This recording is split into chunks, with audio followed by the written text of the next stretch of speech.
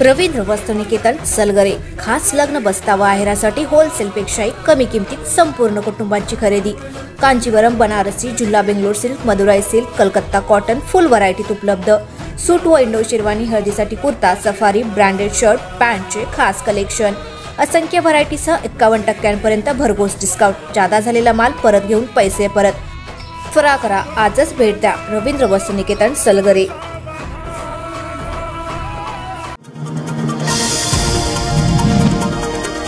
काँग्रेसचे प्रदेश उपाध्यक्ष विशाल पाटील यापुढे संसदेत जाण्यासाठी शिवसेना पुढाकार घेईल असे विधान संजय राऊत यांनी चंद्रहार पाटलांच्या प्रचारासाठी सांगलीत केले।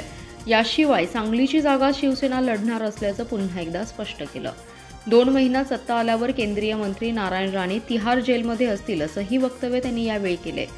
महाविकास आघाडीत सांगलीच्या जागेवरून काँग्रेस आणि शिवसेनेत वाद सुरू असतानाच शिवसेना उद्धव ठाकरे गटाचे उमेदवार चंद्रहार पाटील यांच्या प्रचारासाठी खासदार राऊत हे आज सांगलीत दाखल झाले आहेत। कौलापूर येथील विमानतळ येथे त्यांचे आगमन झाल्यानंतर शिवसेनेच्या कार्यकर्त्यांनी स्वागत केले। यावेळी बोलताना संजय राऊत यांनी सूचक विधान केले। राऊत म्हणाले, काँग्रेसमध्ये नाराजी आहे असे आम्हाला वाटत नाही। शिवसेनेचे काम जोरात सुरू असते, एकदा ठरले की ठरले। काँग्रेसचे तसे नाही, त्यांना वरिष्ठांना विचारावे लागते। आमची राष्ट्रवादीचे नेते जयंत पाटील यांच्याशी चर्चा झाली आहे, तेही चंद्रहार पाटील यांच्या प्रचारासाठी कामाला लागतील अशी माहिती त्यांनी यावेळी दिली आहे। कार्यकर्त्यांना विशाल पाटील यांच्याविषयी आस्था आणि प्रेम आहे। विशाल पाटील हे संसदेत यापुढे कसे जातील याची काळजी आणि पुढाकार शिवसेना घेईल असे सूचक वक्तव्य खासदार संजय राऊत यांनी केले। राऊत यांच्या वक्तव्याने जिल्ह्याच्या राजकारणात अनेकांच्या भुवया उंचावल्या आहेत। सांगली लोकसभेच्या जागेचा तिढा अद्याप संपला नसताना शिवसेनेचे नेते संजय राऊत सांगलीच्या दौऱ्यावर आले होते। मात्र काँग्रेसचे नेते आमदार विश्वजित कदम व इच्छुक उमेदवार विशाल पाटील यांना तातडीने काँग्रेसच्या वरिष्ठ नेत्यांनी दिल्लीला बोलवण्यात आले आहे, त्यामुळे ते दिल्लीला रवाना झाले। दरम्यान विशाल पाटील यांना पक्षाची उमेदवारी मिळणार की ते अपक्ष लढणार याचा फैसला शनिवारी होणार आहे। महाविकास आघाडीत सांगली लोकसभेच्या जागेवर शिवसेनेचा ठाकरे गट आणि काँग्रेसमध्ये तणाव निर्माण झाला आहे। ठाकरे गटाने या मतदारसंघात चंद्रहार पाटील यांची उमेदवारी जाहीर करून प्रचाराला सुरुवात देखील केली आहे। त्यावरून काँग्रेसमध्ये मोठ्या प्रमाणात नाराजी आहे। संजय राऊत सांगली लोकसभा मतदारसंघात 2 दिवसाच्या दौऱ्यावर आले आहेत, त्यामुळे काँग्रेसचे पदाधिकाऱ्यांनी पुन्हा नाराजी व्यक्त केली आहे। दरम्यान आमदार विश्वजित कदम व विशाल पाटील तातडीने दिल्लीला रवाना झाले आहेत। आमदार कदम, विशाल पाटील यांच्यासह स्थानिक काँग्रेस नेते पुन्हा एकदा दिल्लीत काँग्रेस हायकमांडच्या भेटीसाठी जाणार आहेत। दरम्यान विशाल पाटील यांनी कोणत्याही परिस्थितीत निवडणूक लढवण्याचा पवित्रा घेतल्यामुळे पाटील सांगलीत बंडखोरी करणार असल्याची चर्चा आहे। विशाल पाटील अपक्ष उमेदवार म्हणून सांगली लोकसभेची जागा लढवण्यास इच्छुक असल्याचे बोलले जात आहे। यावर विश्वजित कदम यांनी प्रतिक्रिया दिली आहे। सांगलीच्या लोकांना बदल हवा आहे, तेच मेरिट घेऊन शिवसेना मैदानात उतरली आहे। जागा वाटपाचा निर्णय झाला असतानाही कुणी मैत्रीपूर्ण भाषा करीत असेल तर तो त्यांचा अपरिपक्वपणा म्हणावा लागेल। सांगलीत शिवसेना लढण्यावर ठाम आहे, आला तर सोबत, अन्यथा तुमच्याशिवाय निवडणूक लढवून जिंकू असा गर्भित इशारा खासदार संजय राऊत यांनी सांगलीत काँग्रेसला दिलाय। राज्यात महाविकास आघाडीला चांगले वातावरण असून 35 पेक्षा अधिक जागा जिंकण्यात यश मिळेल असा विश्वासही त्यांनी व्यक्त केलाय। महाविकास आघाडीत सांगलीच्या जागेवरून काँग्रेस आणि शिवसेनेत वाद सुरू असतानाच शिवसेना उद्धव ठाकरे गटाचे उमेदवार चंद्रहार पाटील यांच्या प्रचारासाठी खासदार राऊत हे सांगलीत आले आहेत। यावेळी त्यांनी पत्रकारांशी संवाद साधलाय। गेल्या काही दिवसांपासून महाराष्ट्र आणि दिल्लीत सांगलीची चर्चा होत आहे।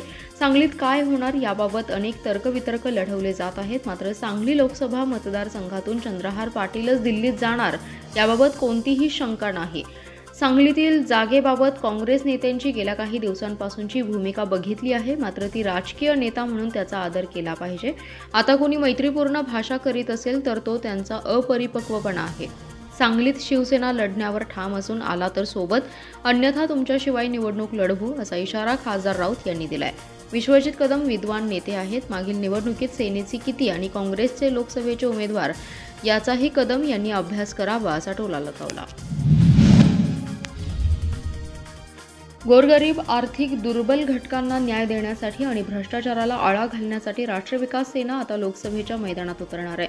राज्यात 8 ठिकाणी उमेदवार घोषित केले असून एकूण 15 लोकसभेच्या जागा राष्ट्रीय विकास सेना लढवणार असल्याची माहिती राष्ट्रीय विकास सेनेचे संस्थापक अध्यक्ष सुधाकर गायकवाड व प्रदेशाध्यक्ष अमोस मोरे यांनी जाहीर केली आहे। ते म्हणाले, राष्ट्र विकास सेना राज्यातील सर्व जाती धर्मातील लोकांना एकत्र घेऊन समाजाच्या विविध घटकांना न्याय देण्यासाठी निवडणूक रिंगणात उतरत आहे. राज्यातील शेतकऱ्यांचे प्रश्न, बेरोजगारी, महागाई यांसह भ्रष्टाचाराच्या प्रश्नांवर राष्ट्र विकास सेना आवाज उठवणार आहे. समाजातील प्रत्येक घटकांना न्याय देण्यासाठी आमचे उमेदवार रिंगणात असणार आहेत. राज्यातील शिरूर, धाराशिव, लातूर, नाशिक, सोलापूर, पुणे, नांदेड, मावळ लोकसभा मतदारसंघात ताकदवार उमेदवार दिलेले आहेत. या लोकसभा मतदारसंघाबरोबर राज्यातील 15 जागा राष्ट्र विकास सेना लढवणार असल्याचे अध्यक्ष सुधाकर गायकवाड व प्रदेशाध्यक्ष अमोस मोरे यांनी सांगितले. यावेळी मुंबई शहराध्यक्ष कुमार शेतोळे, पश्चिम महाराष्ट्र अध्यक्ष इजाज मोमीन, फिरोज मुलानी आदी जण उपस्थित होते. शिरूरमधून मालनताई पारधे, धाराशिवमधून उद्धव क्षेत्रपाळे, लातूरमधून प्रदीप चिंचोलीकर, नाशिकमधून स्मिता वैद्य, सोलापूरमधून छाया वायदंडे, पुण्यातून सुनीता पाटील, नांदेडमधून सुधाकर कोसंबीकर आणि मावळमधून अनिता शेटे निवडणूक लढवणार आहेत. मिरजेतील दत्त चौक येथील दत्त मंदिरामागे असलेल्या गोपाळ शेटजी यांच्या घराला आग लागून घरातील लाकडी साहित्य तसेच पैशांची पेठी जळून खाक झाली आहे. यामध्ये अंदाजे 2 लाख रुपयांचे नुकसान झाले आहे. बापट बोळ येथील शेटजी यांच्या घरातून सकाळी 10:30 वाजण्याच्या सुमारास धूर येऊ लागला होता. धूर येत असल्याने शेजारी असलेल्या नागरिकांनी दरवाजाच्या फटीतून पाहिले असता आग लागल्याचे लक्षात आलं. आग झपाट्याने वाढत होती. आगीने रौद्ररूप धारण केले होते. घरातील जुने लाकडी फर्निचर तसेच साहित्य जळत होते. अग्निशामक विभागास याची माहिती दिल्याने तातडीने 3 बंब आले. आग आटोक्यात आणण्यासाठी 3 बंबांनीही आग आटोक्यात आली. अग्निशामक दलास वर्दी प्राप्त होताच तात्काळ 3 अग्निशामक गाड्या तात्काळ पोहोचून त्यांनी आग विझवली आहे.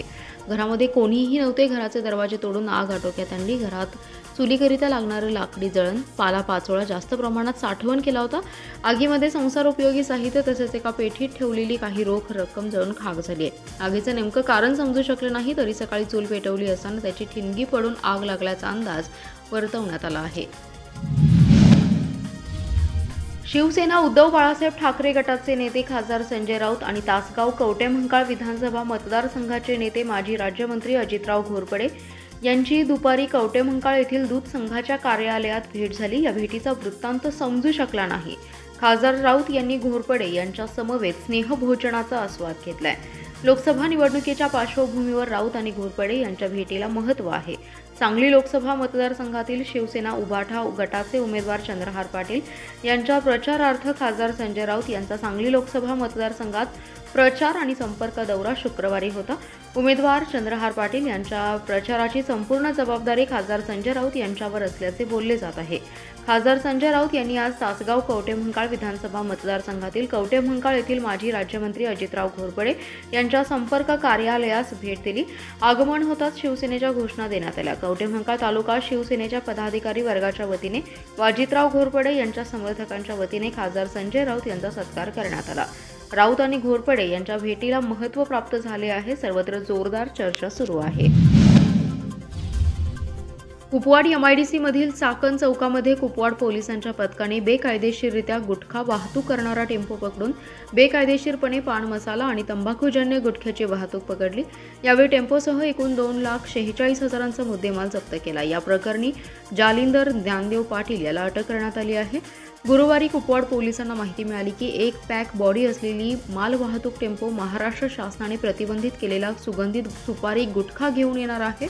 मिळालेल्या माहितीच्या आधारे कुपवाड पोलीस ठाण्याचे सहाय्यक पोलीस निरीक्षक अविनाश पाटील यांच्या नेतृत्वाखाली पोलिसांच्या पथकाने MIDC मधील चाकण मिल चौकात सापळा रचून पाळत ठेवली असताना कुपवाड शहरातून MIDCच्या दिशेने चाकण मिल चौकाकडे एका पांढऱ्या रंगाची पॅक बॉडी असलेली 4 चाकी मालवाहतूक टेम्पो येत असलेला निदर्शनास आला. या टेम्पोला थांबवून तपासणी केली असता वाहनामध्ये बेकायदेशीरपणे पान मसाला आणि तंबाखूजन्य गुटखा माल आढळला.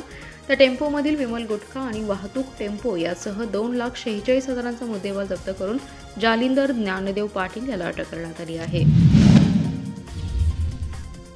सांगलीतील PR पाटील रोड ते गारपीट रोड शेजारी असलेल्या महार वतनची जमीन कुदळे, गोंधळे, काळे आणि कांबळे यांना इनामी दिल्या आहेत. पण या ठिकाणी काही लोकांनी जमिनी हिसकावून घेतल्या आहेत. काहींनी बांधकाम देखील केलं आहे. त्यामुळे हे बेकायदेशीर अतिक्रमण तातडीने काढून टाकावे अन्यथा मतदानावर बहिष्कार घालू असा इशारा महार वतन जमीन बचाव संघर्ष समितीच्या वतीने जिल्हाधिकाऱ्यांना दिला आहे। त्यांनी याबाबत जिल्हाधिकाऱ्यांना निवेदन दिले। यानंतर पत्रकारांशी संवाद साधलाय। यावेळी हिंदू एकता आंदोलनाचे प्रदेशाध्यक्ष माजी आमदार नितीन शिंदे, माजी नगरसेवक बाळासाहेब गोंधळे, शेखर कांबळे, सुरेश दुधगावकर, हिंदू एकताचे जिल्हाध्यक्ष संजय जाधव, नितीन गोंधळे आदी जण उपस्थित होते। सांगली हद्दीमध्ये कत्तलखाना, पी.आर. पाटील रोड ते गारपीर रोड स्विमिंग टँकच्या दक्षिण बाजूला महार वतन जमीन वर्ग 2 या जमिनी कुदळे, गोंधळे, काळे आणि कांबळे या लोकांची इनामी जमीन असून या जमिनीवर येथे लोकांचे पूर्वज आपला उदरनिर्वाह करत होते। परंतु काही राजकीय लोकांनी या लोकांच्या गरिबीचा, अशिक्षितपणाचा, त्याचबरोबर त्यांच्या व्यसनाचा गैरफायदा घेऊन तुमच्या जमिनीवर आरक्षण आहे, सरकार तुमच्या जमिनी काढून घेणार आहेत असे खोटे सांगून फसवून 10 रुपये आणि 20 रुपयांच्या साध्या स्टॅम्पवर अधिकृत खरेदीपत्र न करता कवडीमोल किमतीने बळकावले। शासनाने यावर तात्काळ निर्णय घेऊन आम्हाला न्याय दिला नाही तर लोकसभेच्या मतदानावर आम्हाला बहिष्कार टाकावा लागेल असा इशारा त्यांनी दिला। देशामध्ये सध्या IPL क्रिकेट मॅचची धामधूम सुरू आहे। अशातच क्रिकेट बेटिंग घेणाऱ्यांची संख्याही वाढली आहे। मिरजेत क्रिकेट मॅचवर बेटिंग घेणाऱ्या तरुणावर स्थानिक गुन्हे अन्वेषण विभागाच्या पथकाने कारवाई केली। या तरुणाकडून मोबाईल आणि रोख रक्कम असा एकूण 33,480 रुपयांचा मुद्देमाल जप्त करण्यात आला आहे। या प्रकरणी रमजान जब्बार सतारमेकर या तरुणाला अटक केली आहे।